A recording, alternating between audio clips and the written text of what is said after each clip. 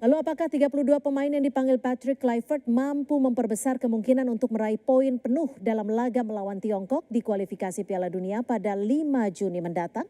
Kita berbincang dengan M. Kusnaini, pengamat ataupun analisa sepak bola. Bungkus, terima kasih sudah bergabung bersama kami di Kompas Petang. Bagaimana dari nama-nama baru yang muncul nih kalau kita bahas satu-satu? Mungkin ada Lily Pali, ini kembali setelah lama absen di timnas. Bisakah memperkuat formasi lini depan untuk Lily Pali ini? Iya, pemanggilan Lily Pali ini memang sangat mengejutkan ya, karena Lily Pali ini sudah cukup lama absen di Liga 1 dan dia baru bermain di pertandingan terakhir kemarin, itu pun tidak sebagai starter ya.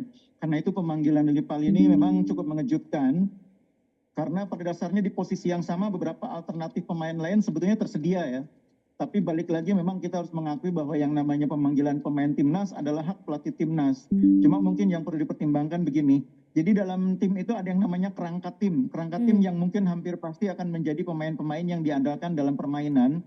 Tapi ada juga pemain-pemain yang dipanggil untuk kepentingan regenerasi, untuk masa depan gitu ya. Yeah. Nah dalam konteks itu biasanya pelatih memanggil pemain-pemain yang sedang bersinar di liga, yang berusia muda, supaya mereka mendapatkan pengalaman, berlatih bersama pemain yang lebih senior, memahami perkembangan dan pola permainan timnas, sehingga suatu saat ketika dipanggil itu mereka siap. Nah dalam konteks itulah saya berpikir seharusnya yang diprioritaskan dipanggil mungkin lebih tepat kalau Beckham Putra Nugraha misalnya, yang memang sedang berkembang penampilannya. Apalagi musim ini Beckham tampil konsisten bersama Persib. Dia juga mencetak lebih banyak gol dibanding Lily Pali. Beckham 6 gol dari 28 pertandingan, Lily Pali 5 gol dari 22 pertandingan. Artinya kalau memanggil Beckham itu ada semacam niat baik untuk mempersiapkan regenerasi. Kalau Lily Pali ini kan pilihan dari segi usia kan bukan pemain yang mungkin bisa diandalkan untuk jangka panjang. Iya. Kalau diharapkan bisa menambah kekuatan di lini depan, sebetulnya ini juga patut dipertanyakan karena kondisi Lily Pali kan baru pulih dari cedera. Iya. Itu persoalannya. Nah, Bung Kusnaini ini kalau kita lihat kan ada Marcelino, Martin Pas, ini juga terkena akumulasi kartu kuning. Apakah akan berbahaya untuk timnas kita sendiri nanti saat melawan di babak selanjutnya? Secara materi sebetulnya tidak terlalu mengkhawatirkan ya, karena di posisi penjaga gawang kita masih punya penjaga gawang yang kualitasnya tidak kalah bagus ya. Kita masih punya Odero, pelatih timnas saat ini juga memanggil Reza Arya, penjaga gawang yang cukup baik dari PSM Makassar. Di depan mungkin kehilangan Marcelino agak sedikit berpengaruh, dan itu mungkin salah satu alasan mengapa Lily Pali dipanggil ya. Karena memang di posisinya Marcelino itu pemain yang bisa bermain lebih melebar. Lily Pali salah satu alternatifnya. Iya. Cuma memang seperti yang saya bilang tadi, Lily Pali ini baru pulih dari cedera, sehingga mungkin kalau diharap bisa menjadi starter sebagai andalan, itu juga mungkin sesuatu yang bisa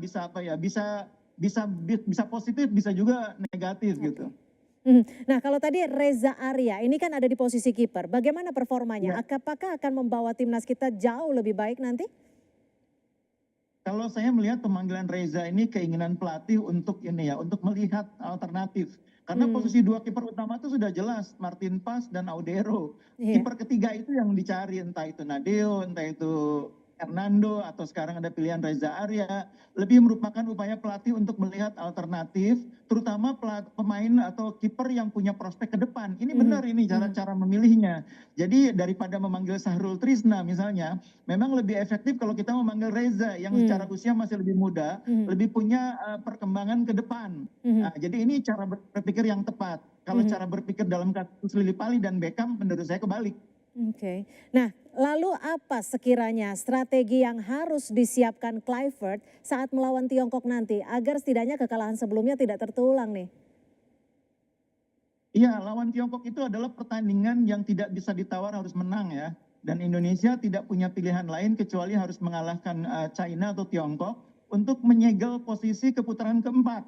Supaya nanti di pertandingan terakhir lawan Jepang kita tidak terbebani kewajiban harus menang di kandang tim yang sangat kuat. Karena itu saya berharap di persiapan yang lebih panjang kali ini, di pertandingan berikutnya, kita bisa menampilkan performa yang lebih bagus. Dan kalau melihat materi pemain yang dipanggil oleh Kluivert, sebetulnya sudah terbayang apa yang akan dia lakukan, cara mainnya seperti apa, susunan pemainnya seperti apa sudah terbayang. Tidak akan berubah dibanding pertandingan terakhir kemarin, kecuali Marcelino dan Martin Pas. Oke, baik. Mudah-mudahan ini akan membawa hal baik saat bertandang ataupun saat melawan Tiongkok pada Juni mendatang. Terima kasih Bung Kusneni.